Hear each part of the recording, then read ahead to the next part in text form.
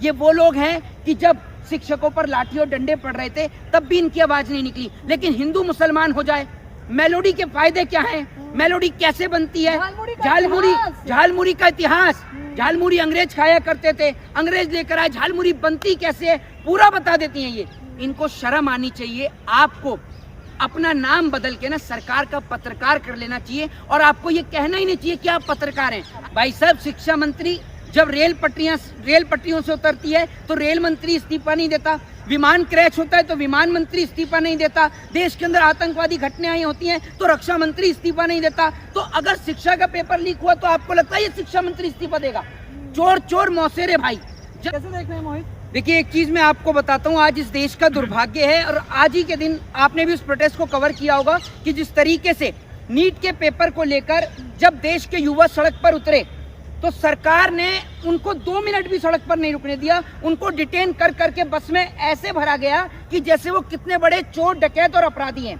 मैं आपको एक चीज बताता हूँ, ना ये सरकार देश संभाल पा रही है, ना देश के लोगों को संभाल पा रही है, ना किसान को संभाल पा रही है। प्रधानमंत्री को इन सब से कोई फर्क नहीं पड़ता, इतना सा रद्दी भर फर्क नहीं पड़ता। क्या प्रधानमंत्री वो प्रधानमंत्री जिसका हर चीज पर स्टेटमेंट आता है, क्या प्रधानमंत्री ने एक बार भी नीट के पेपर को लेकर स्टेटमेंट दिया? आप मुझे ये बताइए, वो तमाम नेता जो 24 घंटे टीवी पर बैठकर हिंदू मुसलमान करते हैं, क्या उनका नीट एग्जाम को लेकर कोई स्टेटमेंट आया? रीजन ये है कि आप बीजेपी के नेताओं की हिस्ट्री उठाकर देख लीजिए कि इनके बच्चे कहाँ पढ़ रहे हैं। अनुराग ठाकुर के बच्चों को देखिए कहाँ पढ़ रहे हैं, ठीक है, निर्मला सीतारमण के बच्चों को देखिए कहाँ पढ़ रहे हैं, पीयूष गोयल के बच्चों को देखिए वो कहाँ पढ़ रहे हैं, इनके बच्चे विदेश में पढ़ रहे हैं। और आम जनता के बच्चे जो इस देश में पढ़ रहे हैं, उनके भविष्य के साथ खिलवाड़ हो या उनका भविष्य खराब हो, सरकार को इससे कोई फर्क नहीं पड़ता, क्योंकि सरकार ये चाहती है कि हम लोग अनपढ़, जाहिल और गंवार रहें, ताकि इनके जो ये हिंदुत्व वाले मुद्दे हैं हम इन्हीं पर काम करते रहें, हमारी जो अकल है, जो हमारी सोचने समझने की जो क्षमता है वो समाप्त हो जाए। सरकार बता दिया गया है मोहित, देखिए तमाम जो बेरोजगार युवा हैं और उन युवाओं को एक्टिविस्ट भी इसमें शामिल है, आरटीआई एक्टिविस्ट भी शामिल है और तमाम मीडिया के लोगों को भी सर्वोच्च न्यायालय ने कॉकरोच कहा। देखिए, एक चीज मैं आपको बता देता हूँ, दीमक को हटाने के लिए कॉकरोचों को आगे आना पड़ेगा। ये जो देश पर जो नेताओं की दीमक जमी हुई है ना, जिस दीमक में बलात्कारी दीमक, चोर दीमक, डकैत दीमक, भ्रष्टाचारी दीमक, इन दीमकों को हटाने के लिए अब अगर आप इस देश के नौजवानों को, जेनजी को आप कॉकरोच कहें, आप उसको रैट कहें, आपके पास जो वर्डिंग हो, जो शब्द आपको वेल एंड गुड लगता हो, आप उस शब्द का इस्तेमाल करिए, क्योंकि हमें अब शब्दों से कोई फर्क नहीं पड़ता। हमारा मोटिव अब इस देश की व्यवस्था को चेंज करना है और हमारा मोटिव ये है कि भारत देश के अंदर अगर कोई शिक्षा मंत्री बने तो वो एक पढ़ा लिखा व्यक्ति बने, भारत देश के अंदर अगर कोई रेल मंत्री बने तो जिसको रेल की समझ हो वो बने, भारत देश के अंदर अगर कोई स्वास्थ्य मंत्री बने तो जिसका संबंध एमबीबीएस जिसने कर रखी हो या बीडीएस कर रखी हो या मेडिकल की कोई भी पढ़ाई कर रखी हो वो हेल्थ मिनिस्टर बने। हमें अब अनपढ़, जाहिल, गवार लोग नहीं चाहिए जिनके ऊपर रेप के मुकदमे चल रहे हो, जिनके ऊपर भ्रष्टाचार के मुकदमे चल रहे हो, जिनके ऊपर अपराध के मुकदमे चल रहे हो। हमें अब ऐसे लोग चाहिए ही नहीं। आप क्या इस देश को बर्बाद कर चुके हैं भाई, आपने क्या इस देश की स्थिति कर दी। आपके सिर्फ 1-2 मुख्यमंत्रियों को छोड़कर आपके 95% मुख्यमंत्रियों के ऊपर मुकदमे चल रहे हैं, वरना आप मुझे बताइए कि आपका कौन सा मुख्यमंत्री दूध का धुला है? वो देश का लॉ एंड ऑर्डर संभाल रहा है जिसको एक वक्त पर तड़ी पार कर दिया गया था। मैं देश के गृह मंत्री की बात कर रहा हूँ। आज आप कहते हैं कि India is a democratic country, Bharat एक लोकतांत्रिक देश है। आपको लगता है लोकतांत्रिक देश की परिभाषा क्या है? कि जनता प्रदर्शन कर सके, प्रोटेस्ट कर सके। इस देश में इंडियन कॉन्स्टिट्यूशन है, भारतीय संविधान है, वो भारतीय संविधान जिसका आर्टिकल 19 आपको और मुझे प्रोटेस्ट करने की परमिशन देता है। अगर आज इस देश का नौजवान एजुकेशन मिनिस्टर के घर के बाहर अगर प्रदर्शन कर रहा है तो आप मुझे ये बताइए उसने कौन सी सरकारी संपत्ति को हानि पहुंचाई? मिनटों में गिरफ्तार। मैं आपसे वही पूछ रहा हूँ, मैं आपसे वही तो पूछ रहा हूँ, उसने कौन सी सरकारी संपत्ति को हानि पहुंचाई या किसको नुकसान पहुंचाया? सिर्फ आप मुझे सवाल का जवाब दीजिए। जो उनको उठाकर बस में भरकर उनको डिटेन करके ले जाया गया। शिक्षा मंत्री के इस्तीफे की मांग कर रहे हैं, कितना वाजिब समझते हैं आप? भाई साहब, शिक्षा मंत्री जब रेल पटरियों से उतरती है तो रेल मंत्री इस्तीफा नहीं देता, विमान क्रैश होता है तो विमान मंत्री इस्तीफा नहीं देता, देश के अंदर आतंकवादी घटनाएं होती हैं तो रक्षा मंत्री इस्तीफा नहीं देता। तो अगर शिक्षा का पेपर लीक हुआ तो आपको लगता है ये शिक्षा मंत्री इस्तीफा देगा? चोर चोर मौसेरे भाई। जब आप इस देश के अंदर देश के सरहदों की हिफाजत वो सेना करेगी, प्रधानमंत्री की हिफाजत वो सेना करेगी, गृह मंत्री की हिफाजत वो सेना करेगी, पेपर वो सेना कराएगी, तो नेता किस लिए रख रखे हैं? झालमुड़ी खाने के लिए। मैं वही तो बता रहा हूँ, ये नेता किस लिए रख रखे हैं? वहाँ विदेश में जाकर टॉफियां खोल खोल के खिलाने के लिए और यहाँ पर झालमुड़ी खाने के लिए। इनको हटाओ, इनको हटाओ।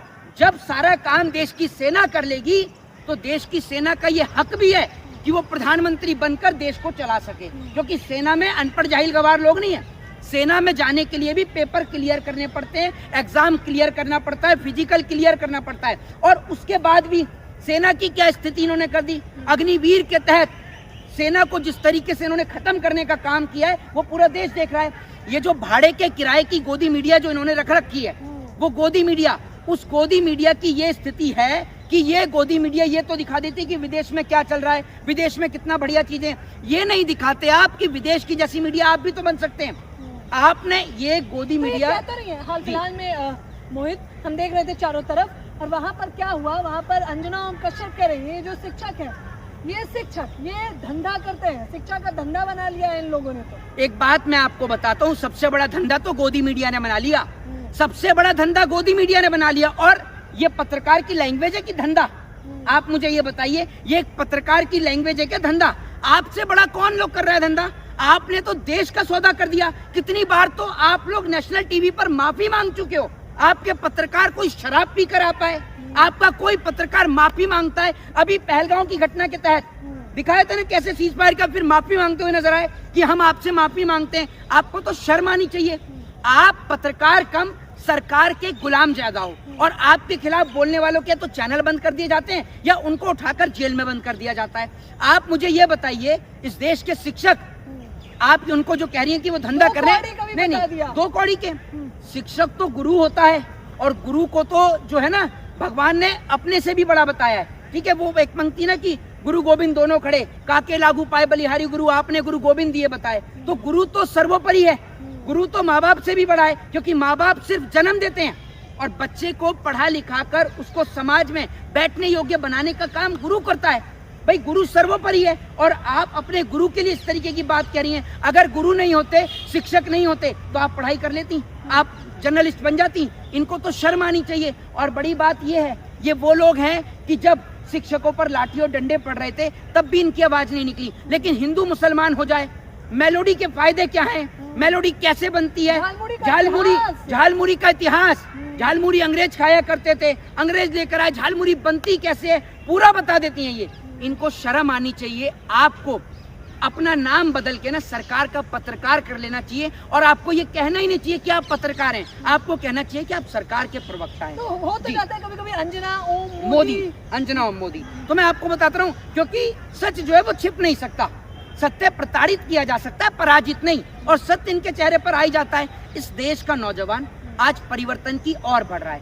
मैडम, इस देश के अंदर सिर्फ गिने चुने लोग बचे हैं जो आज सिर्फ धर्म के नाम पर पागल हैं, गिने चुने लोग।